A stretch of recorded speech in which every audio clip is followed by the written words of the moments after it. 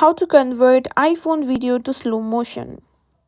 In today's quick tutorial, I'll show you how to convert any iPhone video to slow motion in just a few easy steps.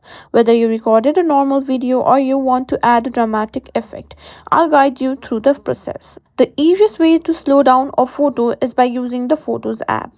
Open the Photos app on your iPhone and simply find and select the video you want to convert. Now simply find the edit in the bottom right.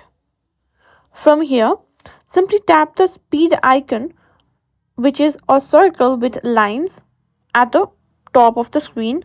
Now, here you can see the playback speed. If you want to make it slow, simply tap on 50% and you can choose where you want the video to have the slow mo like this. Now you can choose from here as well. Simply tap on it and tap on 50 fps.